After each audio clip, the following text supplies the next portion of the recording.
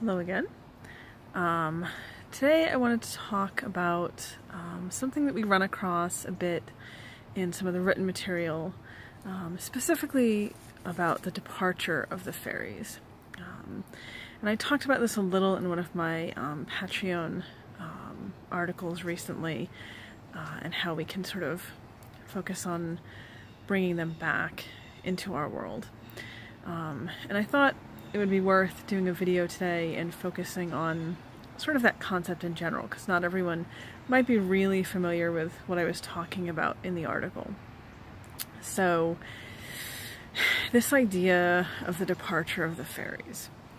This goes back significantly. We're looking at like 500-600 years in writing.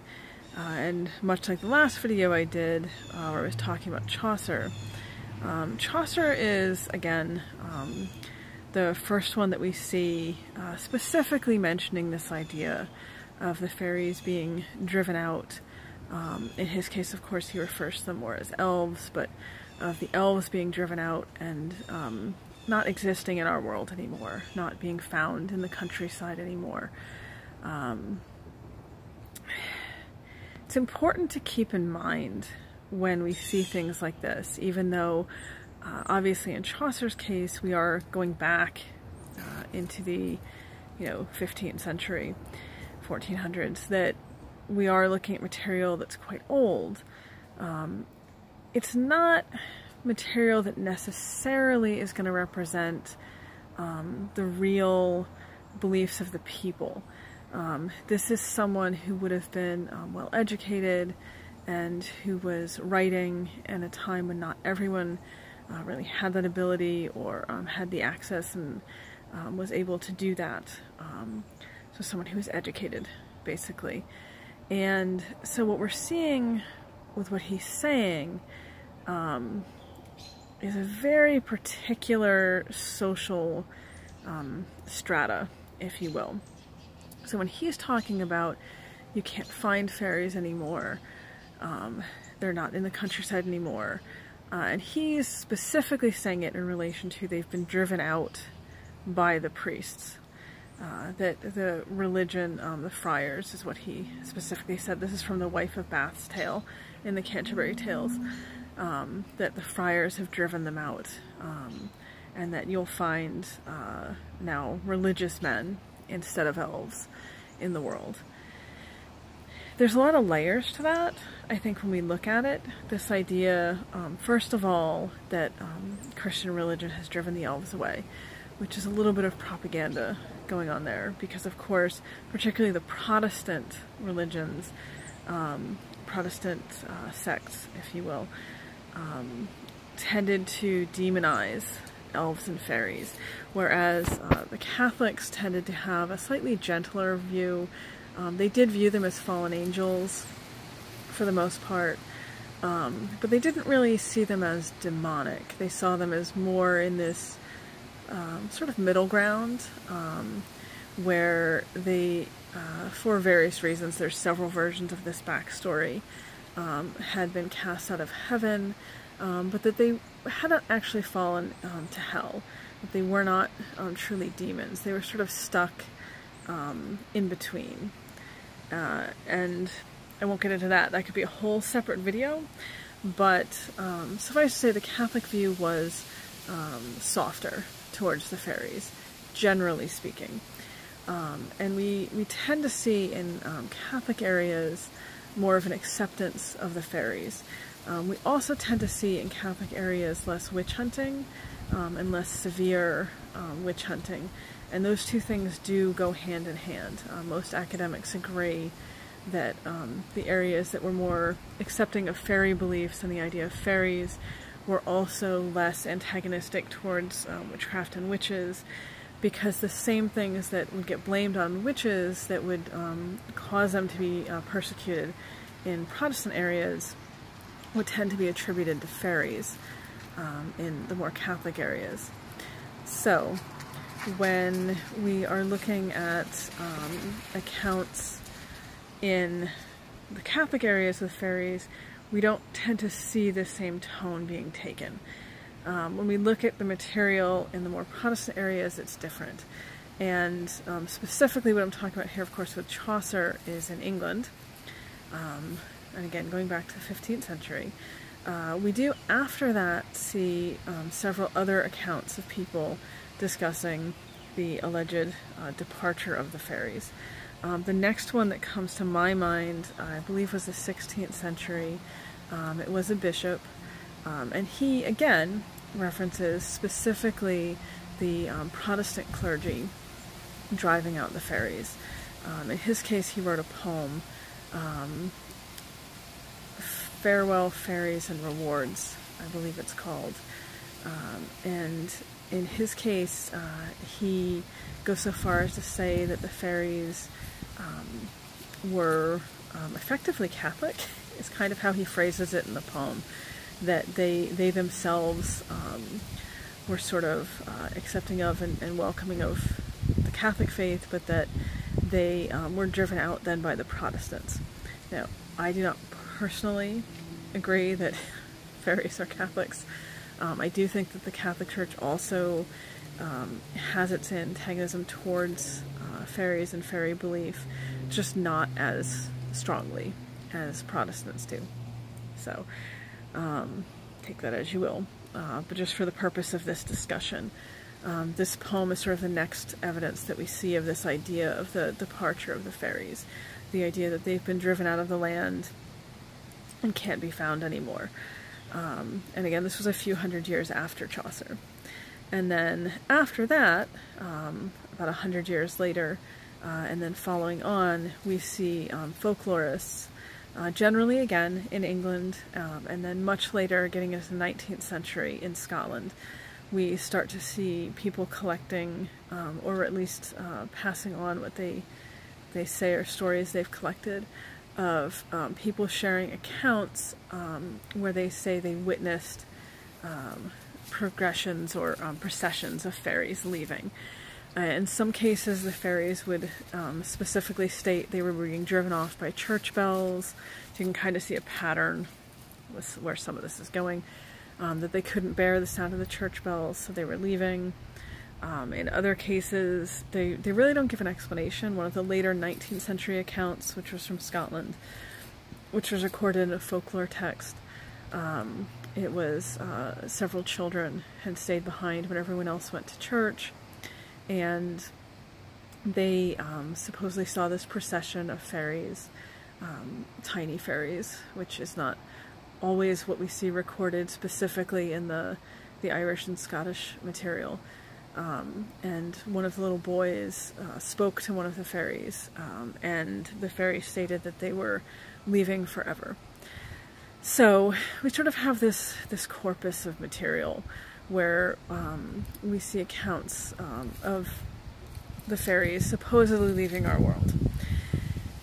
Here's the thing with that, and this is why I've just sort of spent all this time establishing what we have here. And I mentioned that Chaucer was not recording sort of a native folk tradition, that he was writing from sort of a literate, educated perspective, and as someone who was putting forth something that was entertainment. He was writing, obviously, the Canterbury Tales.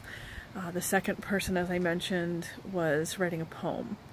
And then later we do start to see it in some folk tales. But these are all things that are coming to us, although we do have them in writing now, and several versions in different folklore books and all that.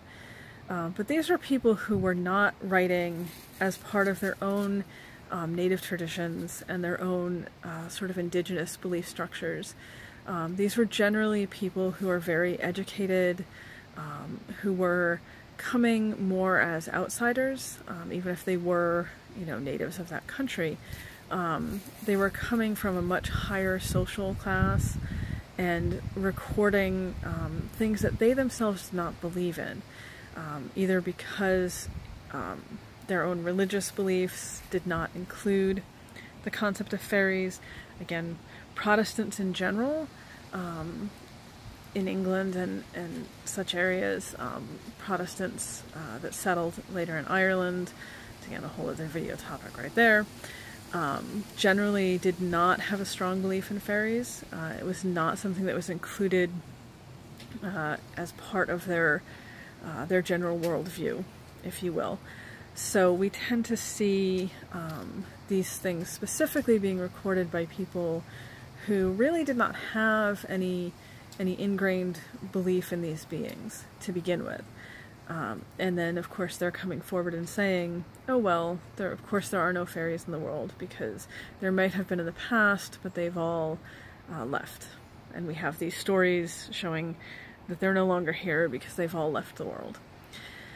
So what we see when we look at the actual cultures and the actual folk beliefs and the actual people living in the cultures that believe these things is that there really is not any idea that the fairies have ever left. There are sometimes accounts of fairies leaving a very specific area, generally for a very specific reason. There's an account, for example, in Killaloe that Eivil had left her she because the woods were all cut down, and so she moved to another location, so they say. It's a little questionable, I think, whether she actually left, but you know, that's one example of a story where they left one particular place and moved to another place. Not that they left our world entirely and that there are no longer fairies in our world. Even to this day, you can find a lot of anecdotal accounts, a lot of accounts of people who have had encounters with the fair folk, with the good neighbors, in Ireland, in Scotland, in Wales, Cornwall, England, and even in some of the diaspora areas in Canada. There's a book called Strange Terrain that discusses Canadian fairy beliefs, specifically in Newfoundland.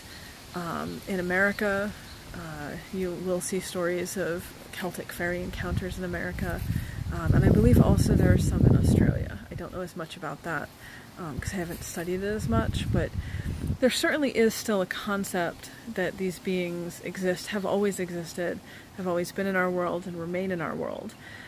So I think this is a case where you just need to be very cautious when you're looking at what the source is, and be very aware when you're looking at a source, particularly if it's coming from a source that is like Chaucer. Not that everything Chaucer said needs to be totally thrown out and ignored, but take it with a grain of salt. If the source is someone who is very highly educated and is effectively acting like we would view perhaps an anthropologist or a sociologist, going into a culture or a social class that they do not belong to, particularly if they don't speak the language. You know, just be very aware that, you know, Ireland, of course, has its own language, Irish. Scotland has its own language. This is still true today. Wales has its own language. But it was particularly true, and it was much truer hundreds of years ago. So when we're reading accounts from the 19th century, the 18th century, the 17th century, and you're seeing English speakers writing and recording folk tales or beliefs, or talking about the fairies departing the world forever, and specifically when they're talking about this happening in a culture that they don't themselves belong to, or have any investment in. Just be very cautious about how much weight you give to that. And I think part of why I wanted to do this video and why I'm emphasizing this so much is that we're not always aware, particularly in modern American culture, because we just, modern Americans have a bad habit of just sort of consuming everything that comes along and making this big homogeneous lump out of it. We tend to take this idea that there aren't fairies in the world anymore, and that people don't have fairy encounters anymore, and that this is all sort of something in the past and that we can read stories about, but that doesn't happen anymore. And people really take that to heart a lot more than they should, I think. And this is also something I think we see in other aspects, particularly of paganism, where we discount the living cultures completely in some cases, but this is true with the fairy beliefs as well. We tend to look far too much to the sort of modern, Americanized understandings of these beings, and either underestimate or ignore the fact that the living cultures do still exist, where we originally got a lot of these concepts from, and that not only do they still exist, but that these beliefs do still exist and can still be found. And there's really some very good work that's been done to record these and to make them available for people that are interested in the original, genuine folklore. Michael Fortune is on YouTube. He's done a wonderful series where he goes out and talks to people in different parts of Ireland and records their stories. Quite a lot of them touch on fairy lore. Highly recommend giving his material a look. Eddie Lenihan is a storyteller in Ireland. He's got some videos up on YouTube. He's also got some books. He's a good one to look into. Dr. Jenny Butler, she has a couple of videos on YouTube, at least one of which is an interview of her discussing fairy belief and the fairy folk. That's a good thing to check out. Laura O'Brien does an online class about the fairy folk in Ireland. Definitely give that a look. So, you know, there are these resources out there to be found. They definitely are there. It's not like they don't exist. We just have to make more of an effort to try to get in touch with them and try to find them. You know, dig past this sort of veneer of modern American, shallow, if you'll forgive me for saying that, understanding of fairies that we've sort of jumped into, and dig into the older beliefs and the older cultural understandings and folk understandings, because that's where the heart of it all really is. That's where it's always been, and that's where it still is, and that's still there to be found. If this is something that super interests you, then that's where you need to go to establish a strong understanding of who these beings are, what they are, all of that.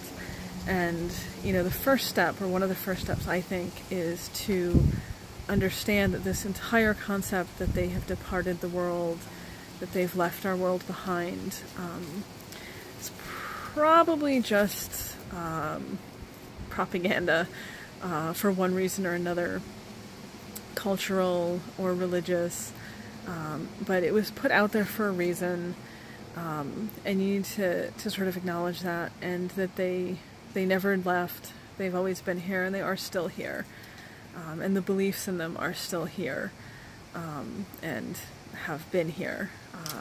We're not really working at a revival of these beliefs so much as we are, particularly in America, working to reconnect with what is still there, and hopefully working to preserve it for the future. Because like everything else traditional, and particularly folklore and folk culture, you know, it is on the wane, as it were.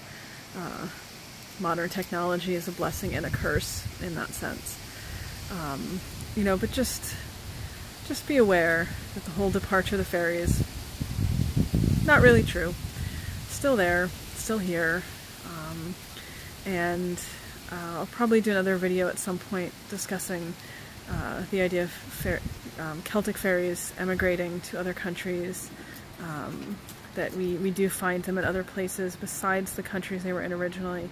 But I still think to truly understand them, you don't need to just look at studying the ones that would have been native to wherever you are, but also look at the ones that we understand as the fair folk, the good neighbors.